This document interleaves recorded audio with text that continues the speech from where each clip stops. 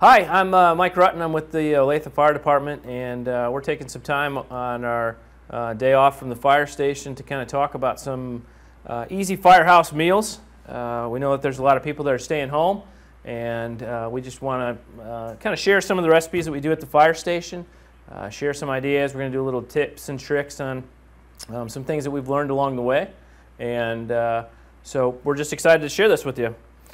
Today we're going to do a real quick, simple meal. This is a great family meal, one that you can do quickly, something that maybe the kids can help with, maybe not so much some of the knife stuff, but some of the seasonings and mixing.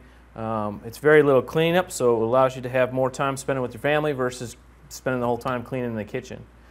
So what we're going to do is we're going to do a smoked sausage and vegetable sheet pan dinner. And we're going to season it up with some barbecue seasonings. And then for the side, we're going to work on putting together like a barbecue coleslaw thing. So to get started, we're going to start with some, all our vegetables already washed. We're going to do some red potatoes. And we're just going to carefully kind of chop these things up. This is a very rustic meal. So by rustic means we're not real super concerned about cutting everything real small. We do want to cut everything roughly the same size though. If you cut something real small and then you have something big, it's not going to cook at the same temperature. So the big piece may be undercooked and the little piece just might get blasted in the oven, and you don't want really that. So these are just red potatoes that we picked up at the store. All of these things we were able to pick up at the grocery store today. Grocery stores are finally getting some of their stuff back in. But these are a recipe that you could probably have a lot of this stuff at your house, maybe in the pantry, things that need to be used up before they go bad. With this, it's great because you can use just about any type of vegetable as long as they're all cut about the same size. So we're putting these potatoes on a nice oiled cookie sheet there. Cut these things all up. One of the things that you can kind of teach your kids as you're working in the kitchen is important safety about knives. Knives are not a toy. We talk about this stuff at the fire station, that a lot of the kitchen stuff is tools. And in order to use a tool, you have to know how to use it properly. So one of the techniques that we use when we're cutting is if you hold the thing like, whatever you're cutting like this, which allows your fingers to kind of be like this, that helps guide the knife, and that keeps your fingertips away from the knife blade, which will help with accidentally cutting yourself. So we got some red potatoes in there. We're going to do a real rough chop on an onion. There's a lot of ways you can cut an onion, but an easy way to do it is just cut it in half like that. You can take the two ends off of it like that, which it allows it to easily peel. And you want to peel off that skin because that skin's tough and it tastes gross and it kind of messes up the meal. So we'll take this onion like this, and we're going to just cut it in half because remember, this is kind of a rustic dish there. And we're going to just make some large diced pieces. We'll throw those onto our sheet pan with our potatoes. We'll take the other side, do the same thing, cut those ends off.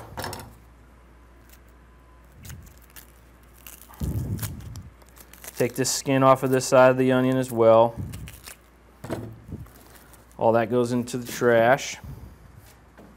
And the same thing, we'll kind of just cut it down the middle, turn it, again using our finger placement the right way, and we'll just rough chop this onion. And like we stated earlier with the potatoes, we want these to kind of be big chunks. They'll kind of fall apart as you're cooking together and as you stir it. We have a green pepper we'll throw in there. One of the ways I like to cut a green pepper is you kind of have these ribs on it right here. So if you cut alongside each of the ribs like that, same thing there with that rib, that there. What you've left is all the seeds and all the membrane on the inside is all there. Doesn't make a mess, the seeds don't go everywhere. You can cut the bottom part off, that's still useful. And then this goes right into the trash with very little seed mess. Again, real rough chop on this. We're sticking with the rustic feel.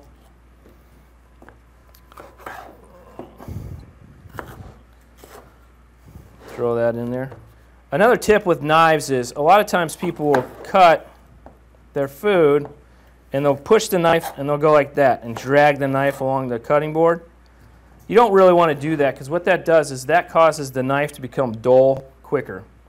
If you cut and then make sure your knife's off before you move the knife along the table or the cutting board, it helps keep your knife a lot sharper a lot longer.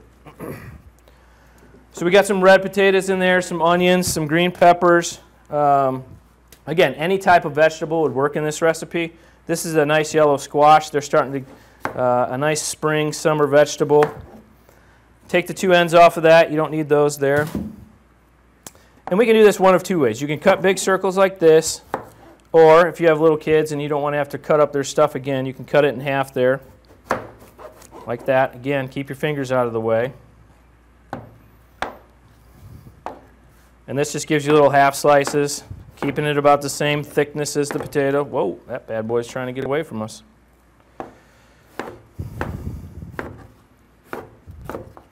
Chop that up. Push them off to the side so they don't get in the way of your knife skills. Again, keep those fingertips out of the way. We'd prefer not to come to your house on a call for you cutting off your fingertip. Throw that on there like that. We can cut these in half here. Throw those on there. And then we'll take just a regular package of smoked sausage. Really, you can use any type of meat you want here. You could put chicken in there. You could throw some shrimp in there.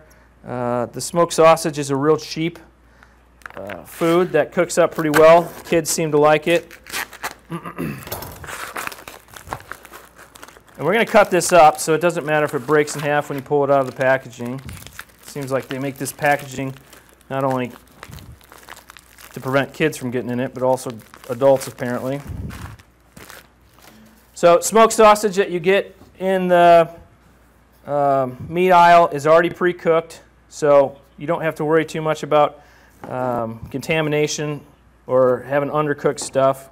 Again, we're doing a real rustic meal, a real quick meal, and we're just going to cut these things kind of on a bias.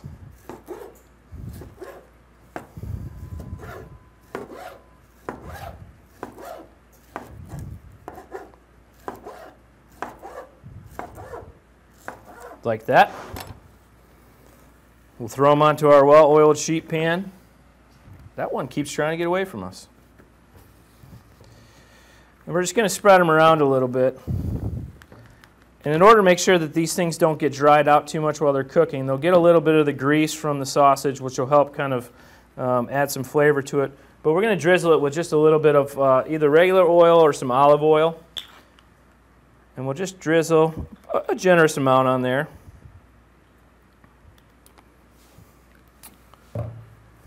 And then we're going to just mix it up. And you can use a spatula if you want. Since I got gloves on, you can use gloves, gloved hands, or obviously some washed hands. And we're going to mix all these things up together, kind of break up the onions a little bit. And the beauty of this type of a meal is you can season it up any way that you want to. So you could do some, if you did, say, a shrimp thing, you could put some lemon pepper on there. If you did some chicken, you could maybe put some garlic, salt, and maybe some chicken seasoning of some sort on there. So we just have some Jack Stack barbecue seasoning, just general purpose barbecue seasoning. And we're going to be pretty liberal with this. We want to make sure that we get a good coating on it. And then when we're done with that, we're just going to toss it again real quick. Get it mixed up well.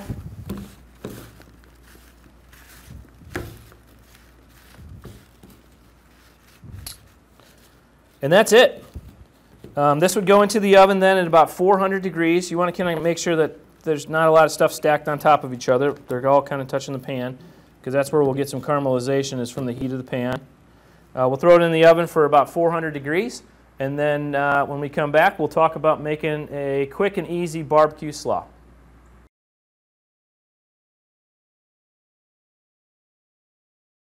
All right, so we're back. We put the sheet pan dinner, barbecued smoked sausage, back into the oven.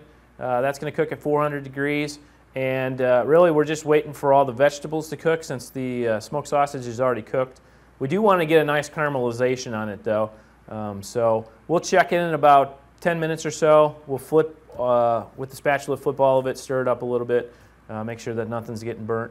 And we're just waiting for really the potatoes to cook. That's what's going to take the longest, and that's why we want to cut everything about the same size. So in the meantime, we're going to work on kind of something simple.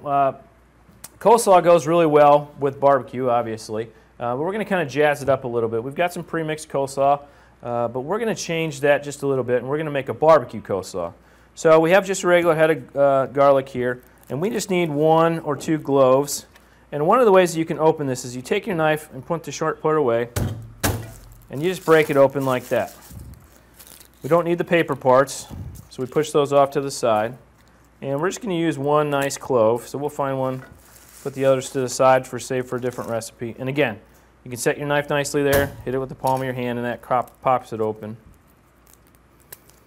We'll peel off some of this paper there. And it's helpful whenever you're cooking to kind of pull your trash can out of the way or out of where it's normally hiding, bring it close to you. That way you're not making a mess. Again, we're going to use the same knife techniques that we did. We're going to hold the product with our fingertips. That way our fingertips are out of the way. And we're just going to do a nice small, thin as you can get it, chop on this. And we'll kind of put it all back together.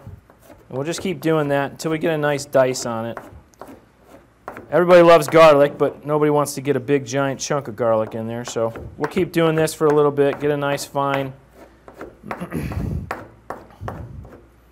chop there, and you can kind of push some of that off the knife there. If you are going to scrape with your knife, take the back side of your knife and you can kind of use that as a tool to put it all back together. Again, we don't want to use the blade because we don't want to have a dull knife. Dull knives are more dangerous than sharp knives are, because if you slip with something because of its dull, you might get your finger, and we don't want that, obviously, while we're cooking. So we can take our knife, the back side of our knife here, and we'll scoop it up there, use it kind of as a shovel, and we're going to put it in our pan, or our bowl, mixing bowl there. Put that there. And then we're just going to make a simple dressing. We're just taking regular mayonnaise, and we're going to do about half of a bag of the coleslaw, so we'll throw maybe 2, 4, 6 tablespoons in there. We'll kind of play this by ear. One of the things that we do when you're cooking is to have some extra spoons around so that you can taste your stuff as you're cooking it. You want to make sure that you're tasting before you're adding any seasonings, because you don't want it to be too salty, you don't want it to have too much pepper. For this, we don't want it to be too mayonnaise-y, which is a word that I just made up, so hashtag mayonnaise-y. And we're just going to add some Blues Hog, is what we happen to have on hand. And we're going to add maybe 4 tablespoons or so of that to the mayonnaise that we already had mixed up, or that we already put in the thing. And what we're going to do is we're just going to put a real quick mix on this.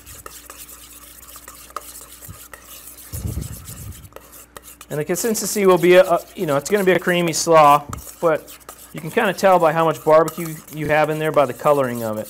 The darker it gets, the more of a barbecue flavor it's going to have.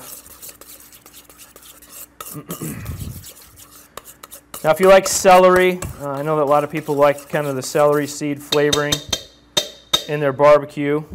You could add some little chopped pieces of celery in there. Again, these spoons, we're going to grab these tasting spoons, and we'll just try just a tiny little bit of that. And then this will go into the sink to be washed. It's pretty good. Still got a little hint of mayonnaise flavor to it, so we'll add a little bit more of the barbecue. And again, a lot of this stuff is just done to taste, but when we're cooking at the Firehouse, we're usually trying to get a meal in between calls, so we don't spend a lot of time measuring things. So at this point, we're probably 3 parts mayonnaise to 1 part barbecue sauce, and you can see kind of the coloring there, that you've got a pretty nice dark color to it. Again, we're going to grab a clean spoon and clean tasting spoon, and we'll taste it, and it's delicious. That goes to the sink. So at this point,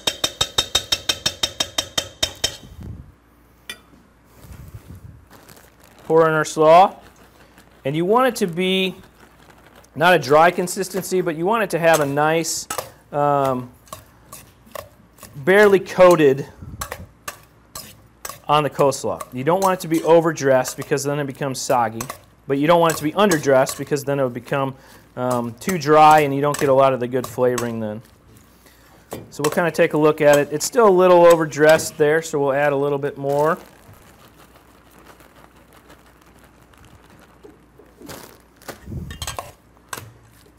Whoop, making a mess.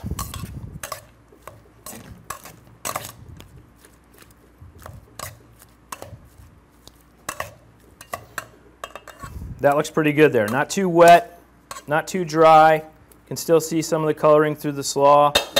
That's about right there. And so what we're going to do is we're going to set that in the refrigerator off to the side. Let that get cool, as I make more of a mess. Let that get cooled down a little bit. And when we go to plate everything, what we're going to do is we're going to take some of these green onions and we're just going to real gently, same hand knife technique. We want to make sure that we're practicing good knife work. Is we're just going to put a rough chop on some of these green onions. And when we serve the slaw, we will top it with a little bit of the green onions. So that's it for now. We'll check back in after everything's cooked and ready to go.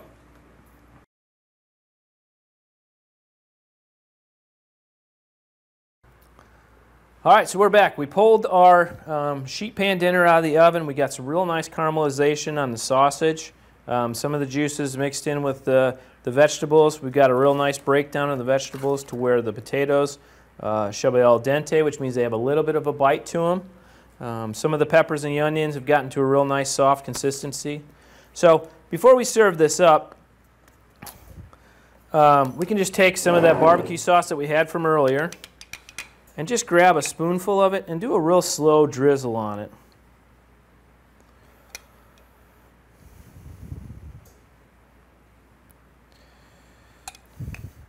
Just get a nice little coating of whatever barbecue sauce you guys prefer, whatever you have in the house, that would be perfect. We'll take a nice serving size, plate it on our plate here, make sure we get lots of vegetables. Obviously we want to get lots of sausage in there because that's really what everybody's after. You can see here that some of the onions stayed together. They got a nice caramelization on them. Again, a real simple recipe. Doesn't take hardly any time to do. Really requires no cooking, just simply throwing it in the oven. This is our slaw that we built earlier with the barbecue sauce and the garlic and mayonnaise. And we just simply will put some of that on the side. Again, we were real careful to not overdress it. You can see that some of the colors of the slaw is still shining through there. And the green onions that we chopped earlier, we'll just simply top a little bit of the slaw with that and a little bit of our sheet pan dinner, and it's ready to be served. Hope you guys enjoyed this video. You guys have a great day and stay safe out there.